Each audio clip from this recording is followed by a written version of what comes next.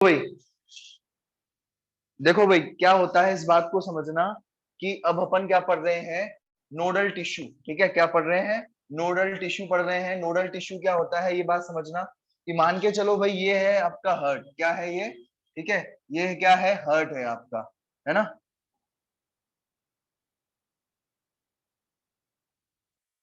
ठीक है, ये आपका हर्ट है, सिंपल मैंने हर्ट बना दिया। ठीक है, 4 चैम्बर का ये हर्ट बना दिया है। ठीक है, अब क्या होता है, मैंने आपको बताया था, क्या बताया था भाई, कि ये जो हर्ट होता है ना, ये जो हर्ट होता है उसमें भी क्या होता है, अगर मैं बात करूं कंडक्शन की, अगर मैं बात करूं, इधर देखो। ठीक है, इसमें भी बिजली बहती है भाई। क्या बहती है? बिजली बहती है, ये बात ध्यान में रखना। क्या, कैसी बहती है? बिजली बहती है। ठीक है, और उस बिजली के कारण ही वो पंप कर पाता है। ठीक है, कोई भी मशीन है, सुनना ढंग से, कोई भी मशीन है ना, तो वो कैसे काम करती है बताओ। अगर उसमें हम इलेक्ट्रिसिटी दें, बिजली दें, तभी तो वो काम करती है, उसका चलता है ना। ऐसे ही अगर ये हर्ट है, इसको भी चलाना है तो क्या चाहिए? बिजली चाहिए। और बिजली के साथ साथ क्या चाहिए? पूरा का पूरा बिजली कैसे कंडक्ट हो रही है हर्ट में, ये अपन देखेंगे आज। अपन बिजली देखेंगे कैसे बिजली कंडक्ट होती है हर्ट के अंदर। ठीक है, आ रही बात समझ में? ठीक है, बिजली चलाई ले, समझ में आ गया ना। चलो अब देखते हैं कि कहाँ से जो है बिजली कहाँ से जाएगी। ठीक है, देखो सबसे पहले क्या होता है, यहाँ पर सबसे पहले बिजली कौन जनरेट करता है? बिजली जो होती है कहाँ पर जनरेट होती है? ट्रांसफार्मर में, आप देखा होगा, या बड़े बड़े जो ट्रांसफार्मर होते हैं उनमें बिजली जहां पर भी बनती है, एक जगह होती है बिजली घर, है ना। तो वहां पर बिजली जो है बिजली जहां बनाई जाती है पहले, बस बना करके फिर क्या किया जाता है, भेजा जाता है। तो ये बिजली घर कौन है यहाँ का? बिजली घर कौन है? हर्ट के। ठीक है, ये वाला कौन सा हिस्सा है, सुनना ढंग से। देखो, आप याद रखना, ये अपन, अगर अपन ने ये अपने हर्ट बनाया तो यहाँ पर क्या होगा, ये क्या होगा, इस साइड ऑरिकल होगा, इस साइड भी क्या होगा, ऑरिकल होगा, इस साइड वेंट्रिकल और इस साइड भी क्या होगा भाई, वेंट्रिकल। दो ऊपर ऑरिकल और दो नीचे वेंट्रिकल, इस साइड वाला राइट, इस साइड वाला भी राइट, और इस साइड वाला क्या होगा, लेफ्ट लेफ्ट, है ना। तो अब आप ये मुझे बताओ कि यहाँ पर बिजली कहाँ से बन रही है? राइट ऑरिकल के ऊपर इस साइड से एक नोड है, जिसे कहते हैं अपन ऐसे नोड। क्या कहते हैं भाई? ऐसे नोड, यहां से बिजली बनती है। क्या बनती है भाई? ऐसे नोड से क्या बनती है? बिजली बनती है। ठीक है, आ रही बात समझ में? तो ये बात ध्यान में रखना। ठीक है, इसमें इससे क्या बनती है, ऐसे नोड से बिजली बनती है। बिजली बनने के बाद बिजली जो है कहां पर आती है? यहां पर होता है बेटा, इधर इस जगह पर, इस जगह पर जो होता है, यहां पर होता है एवी नोड। क्या होता है भाई? ठीक है, यहाँ पर होता है एवी नोड, यहाँ पर है एवी नोड, एवी नोड। ठीक है, ऐसे नोड, और ये है एवी नोड। तो यहां से देखो, बिजली जो होती है तारों के थ्रू, जो बिजली जो होती है वो तारों के थ्रू जाती है कि नहीं जाती? तो ऐसे ही बेटा यहाँ पर भी तार होंगे जिनके थ्रू बिजली जाएगी, ऐसे करके ऐसे। ठीक है, आ रही बात समझ में? और यहाँ पर भी जो है, इधर बिजली इधर भी चली जाएगी, इस वाले पार्ट में भी तो भेजना है बिजली, क्योंकि यहाँ ऐसा तो है नहीं सिर्फ ये पार्ट कंडक्ट करेगा, ये पार्ट कॉन्ट्रैक्ट करेगा, ये करे ही नहीं। तो इसलिए हमें यहाँ पर भी बिजली भेजनी होती है। तो इस जगह पर अपन ने बिजली भेज दी। ठीक है, तो ये क्या है, ऐसे नोड, और ये क्या है, एवी नोड। आ गई बात समझ में?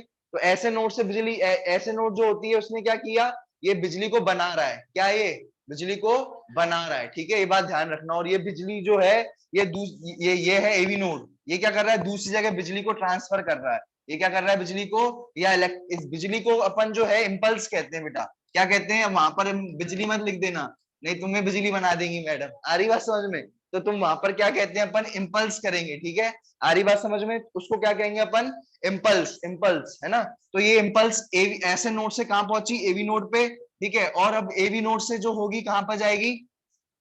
ठीक है, ये वाले किनारे से होते हुए, इधर से होते हुए। ठीक है, ये देखो यहां से, ये इस तरीके से यहां से बिजली जाएगी। इसे कहते हैं एवी बंडल। क्या कहते हैं भाई? एवी बंडल, इसे कहा जाता है एवी बंडल। ठीक है, एवी बंडल में बिजली आई, है ना। कहां पर आई, एवी बंडल। ये क्या है भाई, एवी बंडल। ठीक है, सब समझ में आ जाएगा, देखते जाना बस तुम। ठीक है, ये एवी बंडल में बिजली आ गई, एवी बंडल में क्या आ गई, बिजली आ गई। ठीक है, एवी बंडल। ठीक है,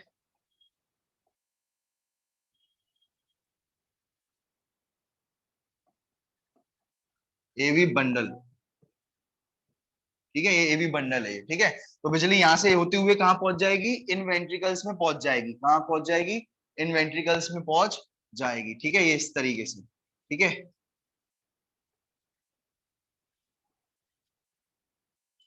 ठीक है, आ रही बात समझ में? तो ये एबी बंडल, ये राइट एबी बंडल है, ठीक है, right AB bundle, right side में ना ये राइट एबी बंडल, ठीक है, और ये वाला क्या है, लेफ्ट एवी बंडल। ये क्या होगा, लेफ्ट एवी बंडल, ठीक है। अब भैया अब क्या होता है, बिजली जो है ये बड़ी बड़ी वायर्स में गई, बिजली जो है इन बड़ी बड़ी एवी बंडल में गई, और एवी बंडल ने दोनों वेंट्रिकल्स को बिजली दे दी। वेंट्रिकल्स के पास बिजली आएगी तो वेंट्रिकल्स क्या करेंगे, कॉन्ट्रैक्ट करेंगे, क्या करेंगे, वेंट्रिकल्स कॉन्ट्रैक्ट करेंगे और ब्लड को बाहर भेजेंगे, ठीक है। तो अब यहाँ पर और भी जो है इस तरीके से छोटी छोटी जगह पे भी जो छोटे छोटे, ये तुम देखते हो ना, एक बड़ी वायर से जो है लोग जो है वायर लगा देते हैं, देखिए तुमने, बिजली अपना मीटर गया भाड़ में, अपन वायर लगा दो, ठीक है, तो वायर फेंक करके सारा का सारा बिजली फ्री में चलाते हैं। तो बेटा इस तरीके से यहाँ पर भी जो है इस तरीके से फाइबर्स निकलेंगे, क्या निकलेंगे, फाइबर्स, इनका नाम होगा पुरकिंजे फाइबर्स। क्या कहेंगे, पुरकिंजे फाइबर्स, पुरकिंजे फाइबर्स, ठीक है। तो ये कोई बड़ी लाइन देखी इन्होंने, बड़ी लाइन देखी नहीं कि इन्होंने अपनी तार डालना चालू और पैसा बचाना चालू कर दिया इन्होंने, ठीक है। तो मैं फिर से समझा रहा हूं, इस बात को देखना। सबसे पहले ऐसे नोड से क्या आएगी, बिजली आएगी, कहां पर आएगी, एवी नोड पे। एवी नोड से बिजली कहां जाएगी, एवी बंडल में। एवी बंडल से बिजली कहां जाएगी, राइट एवी बंडल और लेफ्ट एवी बंडल। ये राइट एवी बंडल से राइट वेंट्रिकल कॉन्ट्रैक्ट करेगा, लेफ्ट एवी बंडल से लेफ्ट हेवी बंडल कॉन्ट्रैक्ट करेगा, ये वाला वेंट्रिकल कॉन्ट्रैक्ट करेगा, ठीक है। समझ रहे हो इस बात को? कॉन्ट्रैक्ट करने के बाद, सुनना ढंग से, कॉन्ट्रैक्ट करने के बाद यहाँ पर और भी वायर, और भी छोटे छोटे फाइबर्स रहते हैं, जहां से बिजली क्या करती है, वहां से क्या होती है बिजली, वहां पर भी जो है ट्रांसफर करती है, वो भी ट्रांसफर करती है राइट वेंट्रिकल में, हर जगह से बिजली है ना। तो इन फाइबर्स का नाम क्या है, पुरकिंजे फाइबर्स। इन फाइबर्स का नाम क्या है, पुरकिंजे फाइबर्स। इन तीनों को अपन क्या कहते हैं, ये तीनों नीचे के पार्ट है, ये तीनों right AV bundle, left AV bundle, Purkinje fibre, इन तीनों को हम, ये नीचे के हैं, नीचे वाले पोर्शन में पूरी बिजली पहुंचा रहे हैं, इसलिए इनको अपन बंडल ऑफ हिस भी कहते हैं। बंडल है ना पूरा, इसलिए इसको क्या कहते हैं, बंडल ऑफ हिस। कैसे, तुमने देखा कभी ट्रांसफार्मर में तुम जाना, तुम्हें करके आवाज आएगी, आती है हिस, आती है एकदम, तुम कभी ट्रांसफार्मर के बगल में खड़े हो जाना तो तुम्हें आवाज आएगी बहुत ज्यादा, है ना। तो ये बात ध्यान रखना, इसलिए जो है यहाँ से भी बहुत ज्यादा आवाज आने लग रही थी, बहुत तेजी से बिजली फ्लो हो रही थी, इसलिए इसका नाम क्या रख दिया, और बड़ा मोटा बंडल है तो इसलिए इसका नाम क्या रख दिया भैया, बंडल ऑफ, इन तीनों का नाम क्या रख दिया, bundle of his, bundle of his. Clear है, समझ में आ गई ये बात, ठीक है। तो इसका नाम क्या रख दिया, बंडल ऑफ हिस, बोलना, ठीक है। देखो भैया एक बात ध्यान रखना, ये ऐसे नोड कहां पर है, राइट ऑर्टिकल में भी जो है ज्यादा ही राइट साइड, ठीक है, राइट ऑर्टिकल में भी कुछ ज्यादा ही राइट साइड, ठीक है। तो राइट ऑर्टिकल में कौन है, ए बी, ये ऐसे नोड राइट ऑर्टिकल में, कोई दिक्कत इसमें, किसी को परेशानी नहीं है, ठीक है। ये राइट ऑर्टिकल में क्या है, ऐसे नोड है। अब ए बी नोड बताओ कहां पर है, ए बी नोड कहां पर है,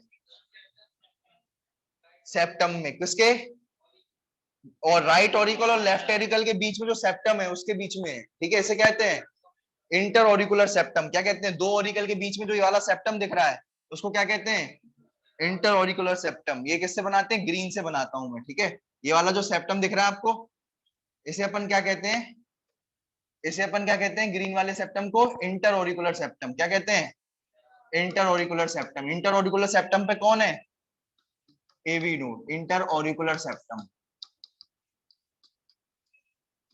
इंटर ऑरिकुलर सेप्टम पर कौन है, एवी नोड। क्लियर है, समझ में आ गया, ठीक है। और अगर मैं बात करता हूं आपका, ठीक है, ये वाला, ये कहां पर है, एवी बंडल कहां पर है, एवी बंडल कहां पर है बताओ भाई, ये एवी बंडल कहां पर है वाला, एवी बंडल है दो वेंट्रिकल के बीच में सेप्टम है, क्या ये, दो वेंट्रिकल के बीच में जो सेप्टम होता है उसे क्या कहते हैं, ठीक है। तो इसमें दो ऑरिकल के बीच में जो सेप्टम है वो कहां, क्या कहला जाएगा, इंटर ऑरिकुलर सेप्टम, ठीक है, इंटर वेंट्रिकुलर सेप्टम, ठीक है, दो वेंट्रिकल है ना, इंटर वेंट्रिकुलर सेप्टम।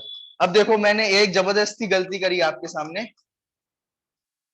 ठीक है। अब ये देखो, ये जो ये वाला है, जो ये एवी नोड है, आप इसकी ढंग से लोकेशन देखो, ये वाला सेप्टम है कि ये वाला सेप्टम है, पहले ये बताओ, ढंग से लोकेशन देखो, इस वाले पर एवी नोड बैठा हुआ है कि इस वाले पर, इस वाले पर जो है ज्यादा है, ये वाला कौन सा सेप्टम है, ये मैंने जबरदस्ती, क्योंकि ये गलती करते हैं लोग, ये क्या है, और ये वाला कौन सा सेप्टम होता है, ये वाला इंटर ऑरिकुलर, ये क्या होगा, ये ऑरिकुलर वेंट्रिकुलर सेप्टम, क्या होगा ये, ऑरिकुलर और वेंट्रिकल के बीच में नहीं सेप्टम, तो क्या कहलाया जाएगा, ऑरिकुलो वेंट्रिकुलर सेप्टम। ठीक है, तो यहाँ पर क्या होगा, ऑरिकुलो वेंट्रिकुलर सेप्टम। ठीक है, तो इंटर ऑरिकुलर सेप्टम कई बार गलती लिखते हैं, जबरदस्ती मैंने तुम्हें करके दिखाया, ठीक है, लिखते हैं, पर अब तुम्हें वो चीज याद रहेगी।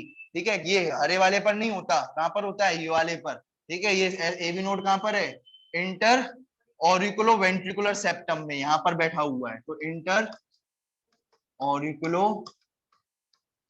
Ventricular septum.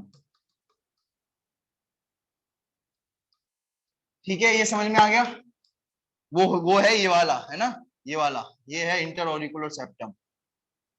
ठीक है, आई बात समझ में, इंटर ऑरिकुलो वेंट्रिकुलर सेप्टम। ठीक है, समझ में आ गया, या ऑरिकुलो वेंट्रिकुलर सेप्टम भी कह सकते हैं इसे।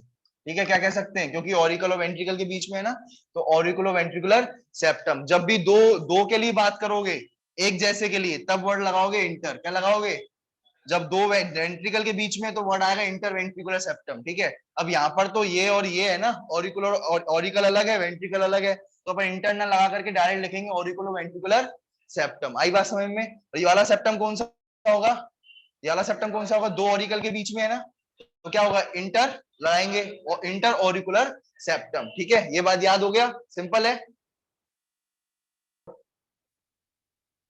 ठीक है, इनको अपन नोड्स कहते हैं, क्या कहते हैं, ये जो इलेक्ट्रिकल टिश्यूज होते हैं ना, उनको अपन क्या कहते हैं, नोड्स। जैसे बिजली की जो वायर कैरी करती हैं, उनको अपन तार कहते हैं ना, वायर्स, वायर कहते हैं ना, वैसे इनको क्या कहते हैं, अपन नोड्स कहते हैं।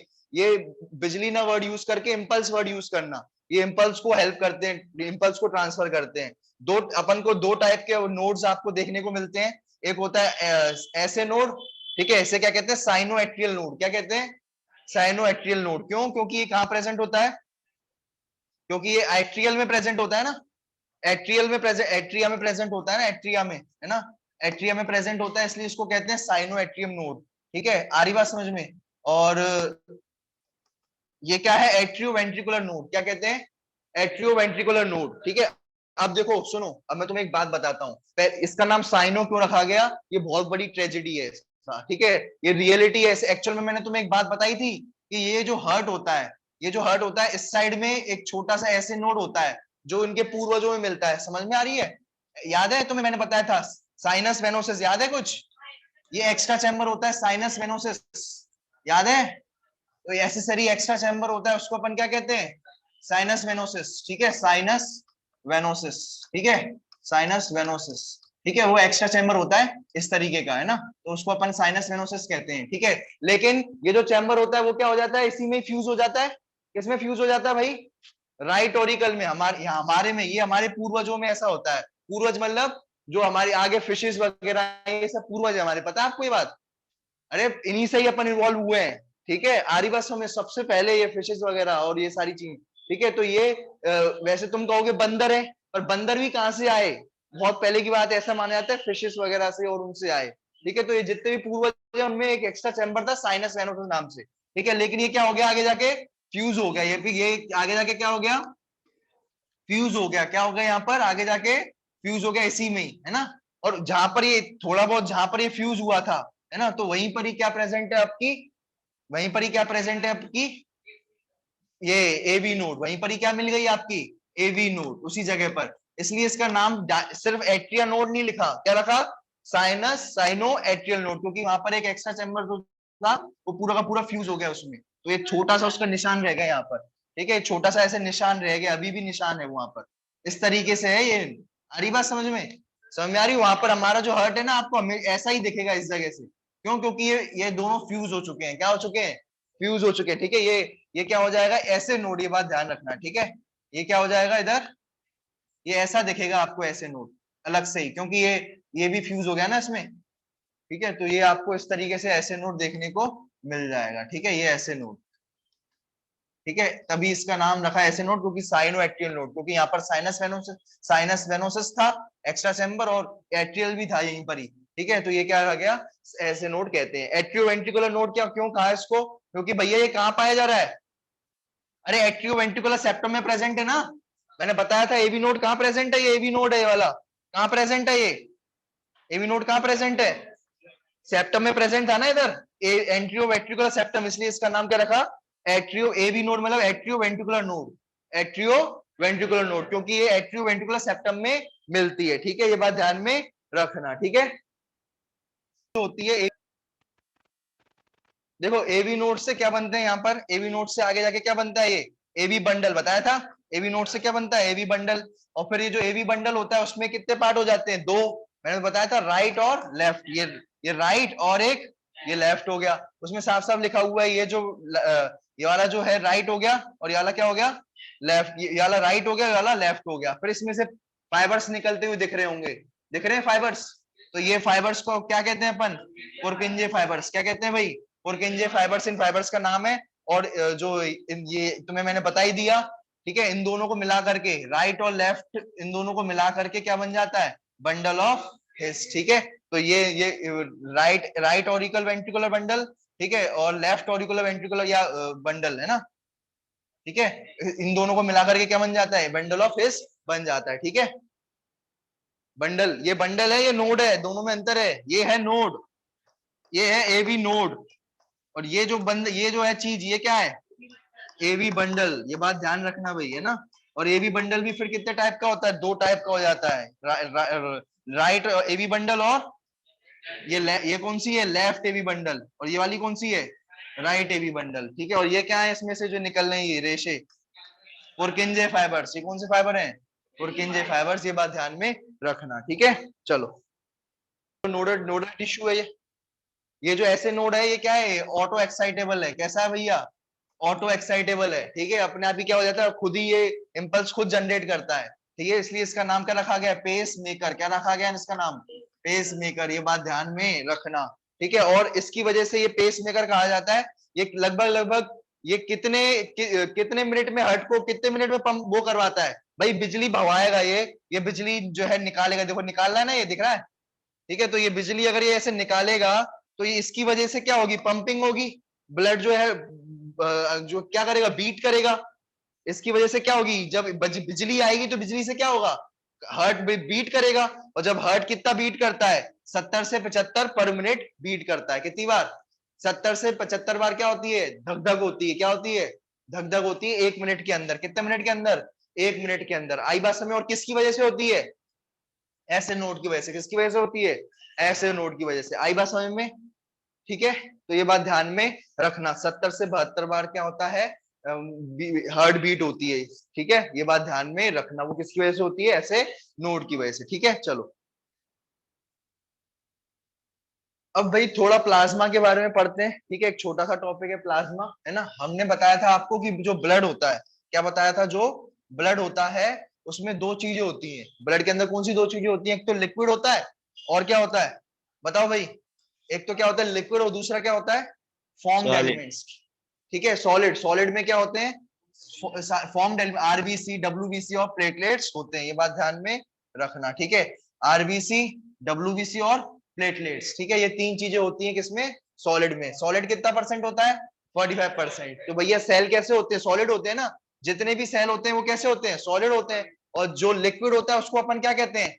प्लाज्मा कहते हैं, या फिर मैट्रिक्स कहते हैं। प्लाज्मा कहते हैं या फिर क्या कहते हैं? मैट्रिक्स कहते हैं। ठीक है, तो ये बात ध्यान में रखना। ये जो लिक्विड पोर्शन आपको दिख रहा है, इसको अपन क्या कहेंगे? प्लाज्मा कहेंगे। एक बात ध्यान रखना, प्लाज्मा का कलर जो होता है, ब्लड का कलर किसकी वजह से होता है? ब्लड का कलर लाल है, वो किसकी वजह से है? प्लाज्मा की वजह से कि ये इन सेल्स की वजह से? तो ये बात ध्यान रखना, ब्लड का कलर जो है वो आरबीसी की वजह से लाल कलर का होता है। अन्यथा अगर अपन बात करें तो लिक्विड का कलर क्या होता है? लिक्विड का कलर कैसा होता है? लिक्विड का कलर जो मैंने बनाया है ना, प्लाज्मा का जो कलर होता है वो येलो होता है भाई। कैसा कलर होता है? Yellow yellow, dirty fellow, yellow yellow dirty fellow होता है। ठीक है, समझ में आ गया भाई? तो ये बात ध्यान में रखना, प्लाज्मा का कलर कैसा होता है? येलो होता है। ये बात ध्यान में रखना। ठीक है, क्लियर है? समझ में आ गया? चलो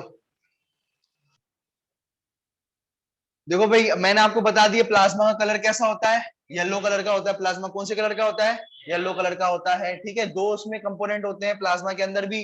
प्लाज्मा के अंदर भी लिक्विड और सॉलिड होता है। प्लाज्मा के अंदर भी क्या होता है? लिक्विड और सॉलिड। ब्लड के अंदर भी क्या था? ब्लड के अंदर भी लिक्विड और सॉलिड। और फिर लिक्विड के अंदर भी लिक्विड और सॉलिड होता है, मतलब प्लाज्मा के अंदर भी क्या होता है, लिक्विड और सॉलिड। ये बात ध्यान रखना, प्लाज्मा के अंदर भी क्या होता है, लिक्विड। हाँ, ओवरऑल प्लाज्मा कैसा होता है, लिक्विड होता है। अरे येलो तो होता है लेकिन कैसा होता है, लिक्विड होता है। ओवरऑल प्लाज्मा कैसा होता है, लिक्विड होता है। तो उसमें लिक्विड पोर्शन क्या होगा, ज्यादा होगा। कितना होगा, 90 से लेकर 92% तक क्या होगा, वाटर होगा भाई। क्या होगा, वाटर होगा। सॉलिड कितना होगा, 8 से लेकर 10% सिर्फ। ये बात ध्यान रखना, ठीक है। अब सॉलिड में पहले, अब लिक्विड पोर्शन पानी को क्या पढ़े भाई, पानी को पढ़ना है तो केमिस्ट्री पढ़ लेना भाई। वाटर में क्या होता है, एक H+ आयन होती है, एक OH आयन्स होती है, ठीक है। आ रही बात समझ में। ये जो है, आप अगर आपके पास जो है प्लेटिनम हो कैटलिस्ट, तो आप इन दोनों को मिला करके पानी भी बना सकते हैं। ये सब तुम केमिस्ट्री में पढ़ोगे, ठीक है। तो अपन तो सॉलिड पोर्शन को देखते हैं। अपन क्या है भाई, अपन सॉलिड आदमी है तो सॉलिड पोर्शन को देखेंगे, ठीक है। तो सॉलिड पोर्शन में क्या क्या आता है तुम्हारा, एक तो इनऑर्गेनिक पार्ट पूरा, और पूरा का पूरा क्या, ऑर्गेनिक पार्ट। सर केमिस्ट्री पढ़ा रहे हो क्या, अरे इसमें सॉलिड जो होती है, उसमें दो पोर्शन होते हैं, एक इनऑर्गेनिक और एक ऑर्गेनिक। ये बात ध्यान में रखना। इनऑर्गेनिक में क्या पढ़ते हो भाई तुम, केमिस्ट्री में इनऑर्गेनिक में क्या पढ़ते हो, पीरियोडिक टेबल्स पढ़ते हो, मतलब मेटल्स के बारे में पढ़ते हो, नॉन मेटल्स के बारे में पढ़ते हो, है ना। केमिस्ट्री में इनऑर्गेनिक पार्ट में क्या पढ़ते हो, यही सब मेटल्स के बारे में, आयंस के बारे में, है ना। तो इनमें क्या पढ़ोगे, आयंस के बारे में, कौन कौन से, सोडियम क्लोराइड, नमक याद रख लेना, ठीक है। और जो है कैल्शियम, मैग्नीशियम, है ना, याद रख लेना भाई, ठीक है। ठीक है, और कौन सा, कार्बोनेट, फॉस्फेट, बाइकार्बोनेट, ये सारे के सारे तुम केमिस्ट्री में पढ़ते हो। ये सारी की सारी आयंस हैं, क्योंकि उनके ऊपर क्या है, चार्ज है भाई। क्या है, चार्ज है, इसलिए इनको अपन क्या कहते हैं, आयंस कहते हैं। क्या कहते हैं भाई, आयंस कहते हैं। गैसेस कौन कौन सी, मेन कौन सी होती हैं हमारे, जो अपने हिसाब से सोचो, बायोलॉजी का दिमाग लगाओ, कौन कौन सी गैसेस होती हैं जो अपन पढ़ते हैं, मतलब जो होती हैं। एक तो ऑक्सीजन, एक कार्बन डाइऑक्साइड। ऑक्सीजन अपन लेते हैं, कार्बन डाइऑक्साइड हम छोड़ते हैं, ठीक है। ऑक्सीजन हम लेते हैं, कार्बन डाइऑक्साइड हम छोड़ते हैं। तो भाई इसमें सीधी सी कार्बन डाइऑक्साइड, ऑक्सीजन, और भाई साहब क्या होता है कि नाइट्रोजन कुछ इतना ज्यादा अमाउंट में, तुम्हें पता है ना, 78% से भी ज्यादा अमाउंट में क्या है, नाइट्रोजन। नाइट्रोजन और कहाँ मिलती है, जो तुम कुरकुरे खाते हो ना, उसके अंदर भी क्या भरी होती है, इतनी इतनी मोटा मोटा, जरा सा उसमें कुरकुरे दे देते हैं और इतना पैकेट बड़ा बड़ा दिखता है। अरे बात समझ में, उसमें क्या भरी रहती है, नाइट्रोजन। तो थोड़ा बहुत नाइट्रोजन भी अपन ले लेते हैं, लेकिन नाइट्रोजन लेने के बाद वो वापस बाहर निकल आती है, ठीक है। आप अगर नाइट्रोजन ले भी रहे हो ना, तो वो ब्लड में मिक्स नहीं होती। नाइट्रोजन क्या होती है, दोबारा से बाहर हो जाती है। सर अब नाइट्रोजन कैसे ले लेते हैं, हम तो ऑक्सीजन लेते हैं, हम तो कैसे ले लेते हैं, कैसी बातें कर रहे हो सर आप। अरे भैया हवा में तुम क्या फिल्टर लगा रखा है मुंह में, हवा में नाइट्रोजन तो है ही, तो फिल्टर थोड़ी लगा है मुंह में। तो हवा में नाइट्रोजन होगी तो तुम वो भी लोगे, और भी गैसेस होंगी तो वो भी लोगे। ये बात ध्यान में रखना। अब सॉल्ट कौन कौन से होते हैं, सॉल्ट कौन से नहीं, जो आयंस है ना उनको मिला लो, ठीक है, NaCl, ठीक है। फिर जो है पोटेशियम का होगा, पोटेशियम क्लोराइड। कैल्शियम का क्लोराइड बना देना, कैल्शियम क्लोराइड, ठीक है। मैग्नीशियम का क्लोराइड बना देना, मैग्नीशियम क्लोराइड। कुछ नहीं है, आयंस को मिला देना, ऊपर वाली क्या बन जाएंगे तुम्हारे, सॉल्ट्स बन जाएंगे, ठीक है। आ रही बात समझ में। Na और Cl को बना दोगे NaCl, मैग्नीशियम और Cl को बनाओगे MgCl2, सी कैल्शियम और क्लोराइड को मिलाओगे तो CaCl2। तो आयंस को मिला देना, तुम्हारे क्या बन जाएंगे, सॉल्ट बन जाएंगे। आई बात समझ में। ये क्या है आपका इनऑर्गेनिक का पार्ट, ठीक है। आ रही बात समझ में। अब इनऑर्गेनिक पार्ट कम ही रहता है, ज्यादा तो नहीं रहता है, ठीक है। ऑर्गेनिक पार्ट, केमिस्ट्री में भी ऑर्गेनिक पार्ट ज्यादा होता है, ठीक है। तो सॉलिड स्टेट अगर अपन देखेंगे 8% अगर मान के चले, सर तो आपकी 8 में आवाज नहीं आ रही। आवाज आ रही है कि एकदम नहीं, अच्छे से आ रही है। चलो अब सुनना ढंग से, टेक्निकल बंदे तो। अब देखो ऑर्गेनिक पार्ट की अगर अपन बात करें, तो ऑर्गेनिक पार्ट कितना होता है, ज्यादा होता है। कितना, 7%। 8 में से 2 पार्ट में डिवाइड कर दिया 8% को। 1% क्या हो गया, इनऑर्गेनिक पार्ट, और 7% क्या हो गया, ऑर्गेनिक पार्ट, ठीक है। 1%, सिर्फ 1% होगा क्या, और इनऑर्गेनिक पार्ट, ठीक है। हमारी बात समझ में। ये इनऑर्गेनिक पार्ट अपन ने बढ़ लिया। अब अपन बात करेंगे ऑर्गेनिक पार्ट की। देखो ऑर्गेनिक पार्ट में सबसे बढ़िया मजा आता है, ऑर्गेनिक पार्ट सबसे ज्यादा होता है 7%। अब इस ऑर्गेनिक पार्ट में क्या आता है, ऑर्गेनिक पार्ट में और क्या आएगा भाई, प्रोटीन ज्यादातर। क्या आएगा, प्रोटीन। ये भी प्रोटीन, ये भी प्रोटीन, ये भी प्रोटीन, और प्रोटीन ही प्रोटीन, ठीक है। हरी बात समझ में। ये सारा का सारा क्या है, ये प्रोटीन, ठीक है। ऑर्गेनिक पार्ट में मेनली क्या आता है, प्रोटीन, ठीक है। क्योंकि देखो तुम्हें पता होगा ऑर्गेनिक पार्ट मतलब क्या होता है, ऑर्गेनिक केमिस्ट्री में क्या पढ़ते हैं अपन, पता है तुम्हें, क्या पढ़ते हैं ऑर्गेनिक केमिस्ट्री में, बताओ भाई। क्या पढ़ते हैं, कार्बन, कार्बन, हाइड्रोजन और ऑक्सीजन, इन्हीं की स्टडी को अपन क्या कहते हैं, ऑर्गेनिक केमिस्ट्री। कार्बन, हाइड्रोजन और ऑक्सीजन की जो कंपाउंड्स हैं उनको पढ़ते हैं, उसको क्या कहते हैं अपन? Organic chemistry. ठीक है, तो प्रोटीन जो है, ठीक है, उसमें भी क्या होता है? तीन ही चीजें होती हैं, कार्बन, हाइड्रोजन और ऑक्सीजन। प्रोटीन में भी कितनी चीजें होती हैं? तीन चीजें, ये बात ध्यान रखना। तो अब प्रोटीन जो होते हैं डिफरेंट डिफरेंट टाइप के होते हैं। पहला कौन सा होता है? एल्ब्यूमिन। दूसरा कौन सा होता है? ग्लोबुलिन। तीसरा प्रोथ्रोम्बिन और चौथा फाइब्रिनोजन। ठीक है, ये बात ध्यान रखना। देखो भाई, अपन ने ये बात ध्यान रखना कि जो लिक्विड पोर्शन था प्लाज्मा, उसमें भी थोड़ा सॉलिड पोर्शन होता है, उसको अपन डिटेल में देख लें। सॉलिड में क्या था? इनऑर्गेनिक और ऑर्गेनिक पार्ट। ठीक है, तो जो लिक्विड पोर्शन होता है ना ब्लड के अंदर, उसको अपन प्लाज्मा कहते हैं। और उसके अंदर भी दो चीजें होती हैं, उस लिक्विड पोर्शन के अंदर भी सॉलिड चीज होती है और एक और क्या होती है? सॉलिड और लिक्विड चीज होती है। लिक्विड तो अपन जानते हैं पानी होगा। अब सॉलिड जो होती है वो दो प्रकार की होगी, या तो इनऑर्गेनिक होगी, या अगर इनऑर्गेनिक होगी तो ये सारी की सारी आयंस वगैरह होंगी, और अगर ऑर्गेनिक होगी तो क्या होंगे? प्रोटीन्स होंगे। क्या होंगे भाई? प्रोटीन्स होंगे। प्रोटीन्स में क्या होगा? ठीक है, प्रोटीन्स में क्या होगा? प्रोटीन्स में चार प्रकार के प्रोटीन होते हैं। कितने प्रकार के प्रोटीन होते हैं? चार प्रकार के, एल्ब्यूमिन, ग्लोबुलिन, प्रोथ्रोम्बिन और फाइब्रिनोजन। इसमें से दो प्रकार के अपन पढ़ चुके हैं, याद है? प्रोथ्रोम्बिन और फाइब्रिनोजन, याद है? ये क्लॉटिंग फैक्टर्स होते हैं। क्या होते हैं भाई? ये क्लॉटिंग फैक्टर होते हैं, याद है? ये क्या होते हैं? क्लॉटिंग फैक्टर होते हैं, है ना? ये प्रोटीन क्या होते हैं? क्लॉटिंग फैक्टर होते हैं। ठीक है, ये मैं बता ही चुका हूं आपको। ठीक है, और ये बताओ जरा कि प्रोथ्रोम्बिन, याद है ना? प्रोथ्रोम्बिन और फाइब्रिनोजन इनेक्टिव क्लॉटिंग फैक्टर्स होते हैं। ठीक है, तो ये बात ध्यान रखना। ये ये क्लॉटिंग फैक्टर नंबर फर्स्ट है, और ये क्या है? Clotting factor number second. ठीक है, तो ये क्या करता है? क्लॉट बनाने में हेल्प करता है। क्या हेल्प करता है? क्लॉट बनाने में हेल्प करता है। ये ब्लड वेसल फूट गई थी तो क्या बनाने में हेल्प किया उसने? क्लॉट। ठीक है, ये इन दोनों में ये काम में आते हैं। ठीक है, अब देखो, ये 7% है, तो 7% के ये प्रोटीन है 7%। उसमें देखो चार, दो, छह, और लगभग ये 0.3 क्या हो गया? ये प्रोटीन्स हो गए। ठीक है, तो लगभग लगभग 6%, ज्यादातर तो परसेंट यही हो गया एल्ब्यूमिन। ज्यादातर क्या हो गया? एल्ब्यूमिन। अब इस एल्ब्यूमिन का क्या काम होता है ये समझना। एल्ब्यूमिन आता है ऑस्मो रेगुलेशन के काम में। किसके काम में आता है? ऑस्मो रेगुलेशन के। ऑस्मो रेगुलेशन का मतलब क्या होता है? ऑस्मो रेगुलेशन का मतलब क्या होता है? ऑस्मो रेगुलेशन का मतलब ये होता है कि भैया, अगर तुमने जानते हो, जैसे मान के चलो कि ये क्या करता है? पानी को होल्ड करके रखता है। क्या करता है ये? तो जहां पर भी एल्यूमिन होगा ना, ये क्या करेगा? पानी को हेल्प वो कर देगा। ठीक है, जैसे अगर मान के चलो ये ब्लड में पानी है बहुत सारा। ठीक है, क्या है? ब्लड में पानी है। तुम्हें पता ही है ब्लड में बहुत सारा पानी होता है। देखो ना तुम, ब्लड में प्लाज्मा होती है, प्लाज्मा में 92% पानी है, तो ब्लड में बहुत सारा पानी है। अगर ब्लड में, अगर मान के चलो, अगर ब्लड में एल्ब्यूमिन नहीं होगा, एल्ब्यूमिन क्या करता है? पानी को अपने पास रखता है। क्या करता है? पानी को पास रखता है, पानी को बहने नहीं देता। क्या नहीं देता भाई? पानी को बहने नहीं देता, कहीं और निकल गया, सेल सेल में चला गया पानी, तो सेल तैर रहे हैं, है ना? आ रही बात समझ में? तो पूरी की पूरी फ्लड हो जाएगी। अगर जो है ब्लड में से पानी निकल गया तो पूरे के पूरा टिश्यू फूल जाएंगे। फूल जाएंगे कि नहीं? पानी में एकदम, पानी पी पी करके एकदम फूल जाएंगे, है ना? तो भाई उससे रोकने के लिए हमारे पास क्या है? एल्ब्यूमिन प्रोटीन है। इस एल्ब्यूमिन पानी, इस एल्ब्यूमिन प्रोटीन को ही क्या लगता है? पानी लगता है। क्या लगता है भाई? पानी को अपने पास बांध करके रखता है ये। ठीक है, ये पिंक कलर का प्रोटीन देख रहे हो? ये पिंक कलर का प्रोटीन है, और अपने आसपास उसने क्या रख रखा है? पानी रख रखा है। पानी रख रखा है। ठीक है, क्या रख रखा है? पानी रख रखा है। ठीक है, तो पानी ब्लड में ही रहेगा, तो ब्लड में पानी की कमी नहीं होगी। और पानी जो है कहाँ नहीं जाएगा? सेल्स में नहीं जाएगा। सेल्स फूलेंगे नहीं, सेल्स नहीं फूलेंगे तो बॉडी नहीं फूलेगी। अगर एल्ब्यूमिन की कमी हो जाए तो क्या होगा बताओ? सारा का सारा पानी जो होगा वो बाहर निकल आएगा ब्लड के, ब्लड से सारा का सारा पानी बाहर आ गया। पानी बाहर निकलने के बाद सेल फूल गया, सेल फूल गया, बॉडी फूल गई, बॉडी फूल गई, तुम लोग क्या बन जाओगे? हाथी बन जाओगे। क्या बन जाएंगे?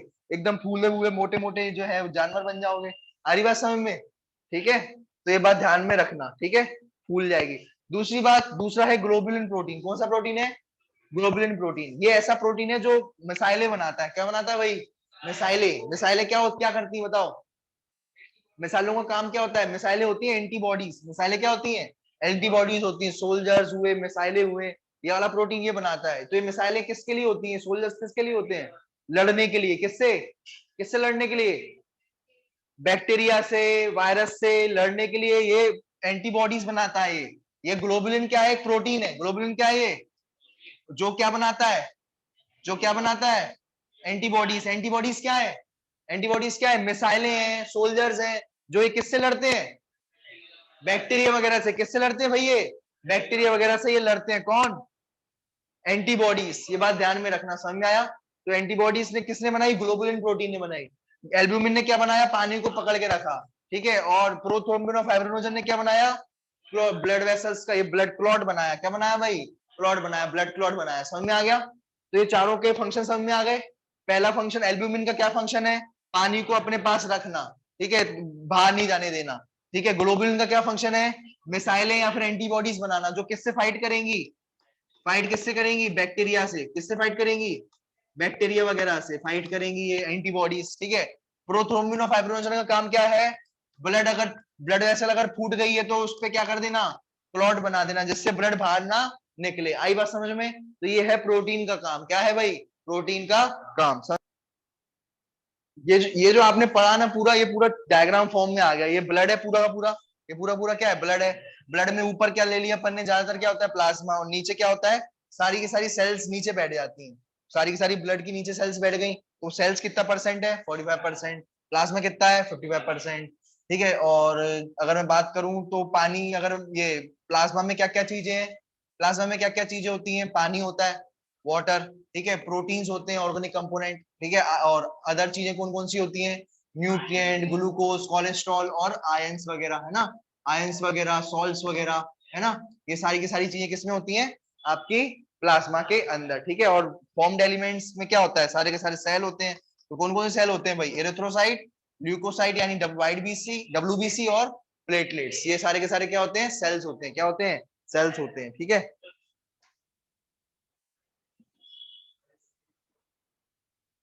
ये लो, ठीक है। ये वाला सही है डायग्राम, समझ में आ गया था? चलो अब सुनना। कार्डियक साइकिल कम से कम आधा घंटा तो लगेगा यार इसको पढ़ाने में।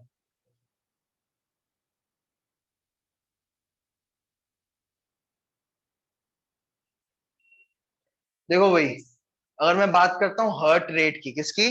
हार्ट रेट की, ठीक है। अभी अपन ने क्या पढ़ा था? याद होगा, 72 पढ़ा था। हार्ट कितनी बार बीट करता है? हार्ट कितनी बार बीट करता है? 72 बार बीट करता है 1 मिनट के अंदर। कितनी बार? 72 बार क्या करता है? बीट करता है। लेकिन जो नए बच्चा होता है ना, उसमें हार्ट बीट कितनी होती है? 130 मिनट। कितनी? 130 जो बार बीट करता है, उसमें कितनी बार बीट करता है? 130 बार बीट करता है पर मिनट। आई बात समझ में? और जितना ओल्ड होता है, ठीक है, जैसे आदमी जो है, बूढ़ा आदमी, बूढ़े आदमी में कितनी होती है? 60 पर मिनट। कितनी होती है? तो कुछ इस तरीके का आपको समझ में आ रहा होगा कि यार जैसे जैसे बड़े होते जा रहे हैं, जैसे क्या होते जा रहे हैं? बड़े होते जा रहे हैं, ठीक है, हार्ट बीट घटती जा रही है। बच्चे में कितनी थी? बच्चे में कितनी थी? 130 मिनट। 130, 1 मिनट में 130 बार बीट कर रहा था बच्चे में, ठीक है। पर उसके बाद घट गई, 130 से घट करके कितनी आ गई? जो अडल्ट हो गया, मेरे जैसा हो गया, तो कितनी हो गई? 70 पर मिनट, 72 पर मिनट हो गई बीट, ठीक है। फिर और छोटा हो गया आदमी, फिर क्या? और बूढ़ा हो गया आदमी, तो बूढ़ा हो गया तो और घट जाएगी, 72 से घट करके कहाँ हो जाएगी? 60। 60 पे पहुंच गई। बूढ़े आदमी की हार्ट बीट कितनी होती है? 60 पर मिनट। कितनी होती है भाई? 60 पर मिनट। ये बात ध्यान रखना। और ऐसा नहीं है कि हमारी 72 की 72 ही रहेगी। ऐसा नहीं होता कि भैया 72 बोल दिया तो 72 तो नॉर्मल है। ये नॉर्मल जब तो अभी तुम कुछ नहीं कर रहे, ठीक है, सोच रहे हो, ख्यालों में खोए हुए, सिंपल और कुछ नहीं कर रहे, तो भाई तुम्हारी ये 72 होगी, ठीक है। तुम कुछ करने लग गए, दौड़ने लग गए, भागने लग गए किसी के पीछे, तो तुम्हारी क्या हो जाएगी? रेट बढ़ जाएगी। क्या हो जाएगी? रेट बढ़ जाएगी, ठीक है। क्या हो जाएगी? कितनी बढ़ जाएगी? 72 की 130 भी पहुंच सकती है, 72 की 80 भी पहुंच सकती है। तो जैसे जैसे आप तेज भागोगे तो धक धक तेज नहीं हो जाती? अरे हार्ट तेजी से नहीं बीट करता, तो बस वो बीट तेजी हो जाएगी, तेजी से बढ़ जाएगी। आई बात समझ में? चलो, ठीक है। तो हार्ट रेट कैसे इंक्रीज होता है? एक्सरसाइज से, फीवर से, ठीक है, और इमोशन से। आई बात समझ में? इमोशंस, धोखा, ठीक है। तो धोखा हो जाए तो बेटा हार्ट रेट तेज हो जाती है। आ रही बात समझ में? जब धोखा मिलता है तो इमोशन से भी क्या हो जाती है? हार्ट रेट तेज हो जाती है। एक्सरसाइज करने से भी हार्ट रेट तेज हो जाती है। और जब फीवर होता है तो फिर तो भी हार्ट रेट बढ़ जाती है, ठीक है। ये बात ध्यान में रखना। क्लियर है? समझ में आ गई? ठीक है। अब समझना इस बात को कि अब तुम्हें एक बात बताऊं, 1 डिग्री अगर तुमने अपना तापमान बढ़ा दिया, जैसे 98 नॉर्मल है, 98.6 है, कितनी है भाई नॉर्मल? 98.6 नॉर्मल है। अगर आपने 1 डिग्री टेम्परेचर बढ़ा दिया तो 10 तक वो बढ़ जाती है हार्ट बीट। मतलब तुमने 78 से तुम पहुंच गए, सॉरी 98 से, जो अगर अपन बात करें, ठीक है, या अपन डिग्री से बात करें, डिग्री की 37 होती है नॉर्मल। 37 क्या होती है? नॉर्मल डिग्री होती है 37। 37 से कितने पहुंच गए तुम? 38 पहुंच गए। पहले थी 72, तो तुम्हारी जो फीवर की वजह से कितनी हो जाएगी? 82 हो जाएगी। कितनी हो जाएगी? 82। तो 1 डिग्री बढ़ने पर, 1 डिग्री बढ़ने पर बीट कितना बढ़ रही है? 10 नंबर, 10 बढ़ रही है। ठीक है, 37 से 38 हुआ, 38 डिग्री सेल्सियस हुआ। यहाँ पर 72 से कितना हो जाएगा? 82 जो है तुम्हारी बीट पहुंच जाएगी। ठीक है, समझ में आ गया? और एक्सरसाइज करने से क्या होता है? हार्ट बीट क्यों बढ़ती है? कोई रीजन बता सकता है? एक्सरसाइज करने से हार्ट बीट क्यों बढ़ती है? क्योंकि भैया अपन को एक्सरसाइज करने से ऑक्सीजन चाहिए होती है, हर बॉडी टिश्यू को, इधर को इधर को, सबको ऑक्सीजन पहुंचाना है, सबको काम करवाना है। काम करवाना है तो ऑक्सीजन चाहिए, और ऑक्सीजन चाहिए तो कौन लेके आएगा? ब्लड। तो उसको ज्यादा से ज्यादा ब्लड कैसे बहेगा? जब ज्यादा बार पंप करेगा हार्ट। तो एक्सरसाइज करने से ब्लड की सप्लाई बढ़ानी पड़ती है हमें। एक्सरसाइज करने से क्या होता है? हर बॉडी पार्ट्स को क्या करना पड़ता है? सप्लाई बढ़ानी पड़ती है। किसकी? ब्लड की, है ना? ब्लड की सप्लाई बढ़ानी पड़ती ताकि उसको ऑक्सीजन मिल सके, ब्लड टिश्यूज को क्या मिल सके? ऑक्सीजन मिल सके। तो ब्लड ब्लड की सप्लाई कैसे बढ़ेगी? जब आप हार्ट बीट को क्या करोगे, हार्ट को क्या करोगे? ज्यादा बार धड़काओगे। ज्यादा बार धड़काओगे तो ज्यादा सप्लाई मिलेगी। ठीक है, ज्यादा बार सप्लाई मिलेगी। ठीक है, और स्मॉल एनिमल्स की क्या होती है? हार्ट बीट क्या होती है? ज्यादा होती है। स्मॉल एनिमल्स की क्या होती है? ज्यादा होती है। और बिगर एनिमल्स की हार्ट बीट क्या हो जाती है? लो हो जाती है। बात ध्यान रखना, रेट की हार्ट बीट कितनी है? 200 पर मिनट, 200 बार। मैंने तुम बताया ना, बच्चा छोटा होगा तो हार्ट रेट क्या हो जाएगी?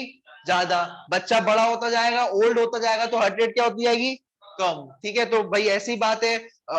एलिफेंट क्या होता है? बड़ा होता है। एलिफेंट क्या होता है? बड़ा होता है। तो हार्ट रेट कितनी होगी उसकी? 25 पर मिनट। कितनी होगी? 25 पर मिनट। और छोटे से रेट की कितनी होगी? 200 पर मिनट। ये बात ध्यान में रखना। आई बात समझ में? ठीक है, और एक बात ध्यान रखना, ठीक है, जो जब धोखा मिलता है, ये समझ रहे हो बात को?